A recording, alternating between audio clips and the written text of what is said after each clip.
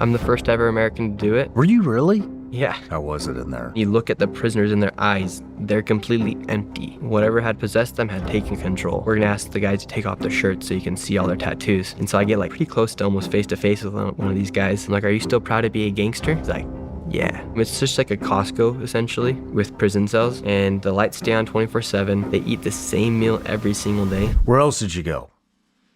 Been to El Salvador. How was that? CECOT.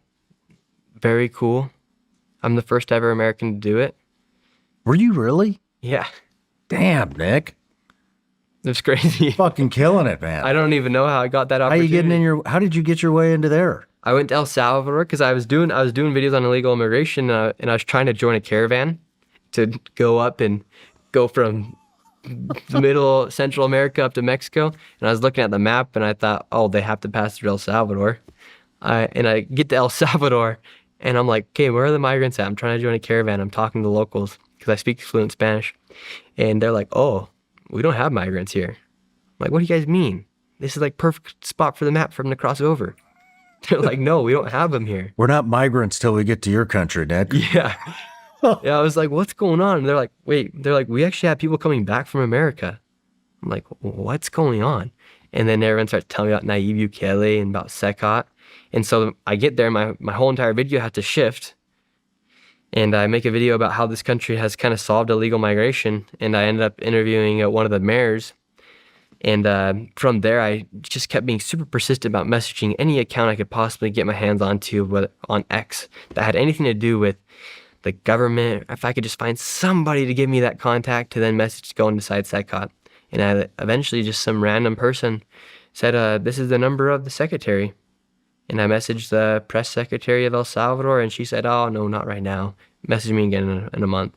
Message her again. She says, oh, not right now. Message me again in a little bit. And I finally messaged her like 6 months later and she's like, all right, here's your date to come inside CECOT. We'll see you there. Boom. That was my big break. Nice. How was it in there? Crazy. What'd you learn? The people advocating for those people need to really question who they're advocating for. But the moment you walk in there, you just feel like any sense of goodness in your body just leave. And your body is just filled with emptiness. And then you look at the prisoners in their eyes, they're completely empty. They're hopeless. Whatever had possessed them had taken control, and they had been defeated. And they just look at you with this blank stare of just like nothingness. Like you look into their eyes and nothing. You start walking around there and you just feel like literally nothing. And then you look at their tattoos, they're just from top to bottom, just full of MS-13, Barrio 18. And then they're like, no, Nick, you can't interview anybody. I was originally set to interview one of the prisoners. And then they're like, we're running behind time, we can't interview them, but we're gonna ask the guys to take off their shirts so you can see all their tattoos. And so I get like pretty close to almost face to face with one of these guys. I'm like, are you still proud to be a gangster? He's like, yeah. I was like, wow, we really, and then other guys in the back were just like, we messed up. But some of those people killed hundreds of people. Mm-hmm. And it's just very eerie. There's no lights. Very eerie to look at those guys in the eyes. And those guys, they have no darkness. It's always lit up in that room. It's just like a Costco, essentially, with prison cells. And the lights stay on 24/7. They eat the same meal every single day. They get no protein. Like they get no meat, like no pork or chicken. All they get is a tortilla, rice, and beans. And I think they get like yogurt or milk. And so these guys are just like hopeless. They got no books.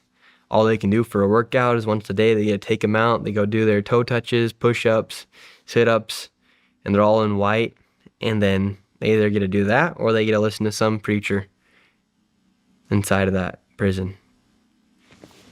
But those guys deserved it. Mm-hmm. They killed and made it so families couldn't go from street to street to go visit their other family members. Mm-hmm.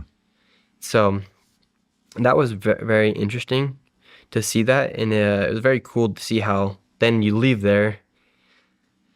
Then you go out to the streets of El Salvador, and people are just so excited to be living normal lives because for years they couldn't go out and go to the next neighborhood. They couldn't go out and hang out at their neighborhood. So it's like the first time you've seen this group of people, a lot of these people in years, that they've never had that feeling of freedom.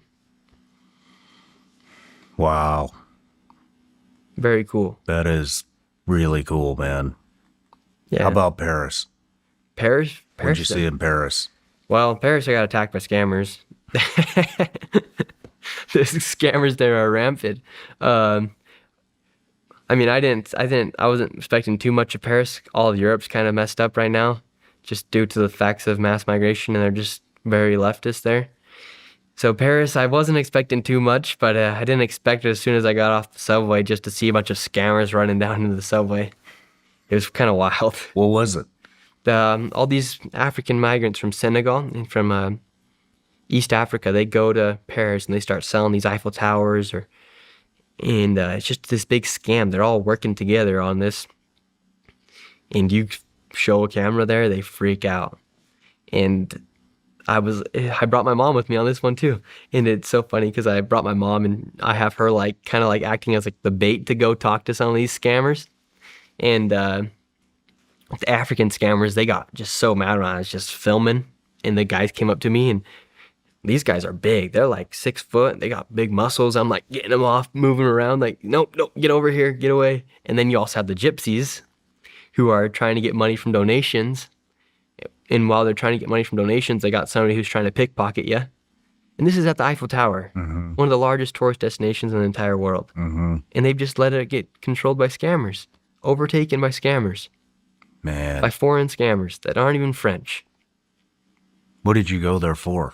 To do a video on immigration inside of France, to see what was going on, because people kept telling me it was bad, and it was bad. I mean, the scammers, one, they had taken over there, and then entire, I think they call it districts in Paris, were Paris people had been pushed out. The French people had been pushed out. Did you talk to anybody over there? Yeah, I did. What were they saying? They're mad too, because they're like, us French, we can't even get houses here in Paris, but they put the migrants in the houses here in Paris. And how can anybody say this is good for us? So it's just, and then in Europe, you go to. Is there anybody that's on the opposite though? Is there Yeah. anybody that is like, yeah, we want this. We want all these people here. Yes. There is. Yes. Okay. In my video, I speak with, I meet up with this guy. He's kind of like a local journalist in the area. He kind of takes me around. And then it's always the white liberals who are sympathetic to this mass migration, and they're sympathetic to criminals. And I'm talking to this girl who's in a college, probably. And we're right next to this migrant camp where all these migrants are just living underneath of the highway. And I say, do you think it's good to do you think illegal immigration's good? Something along the lines of that. She goes, yeah, we're all migrants in our own way. I'm like, so this is good? She's like, yes. And meanwhile, this is all happening. In illegal migration, it's one of the most inhumane things, not only for the people who are originally from that country, but from the migrants they bring over. A lot of these people get trafficked over. A lot of them get assaulted. A lot of them lose all their money. A lot of them never see their family again. Yet these politicians want to keep walking them in. In fact, the EU is fining countries like Poland and Hungary for not accepting migrants. So it's all this coordinated attack on Western civilization. What would you say the percentage of people that are pro-migrant versus anti are in France? I think it's getting probably more towards 50-50. Because people originally, just like in Minnesota, people were acceptance of the refugees. They're happy to take in Somalians from the war-torn country. But then they start imposing their cultures. They start taking away what was once the life of the people from that area, and they don't feel like it's their town anymore. They don't feel like they're the ones being represented.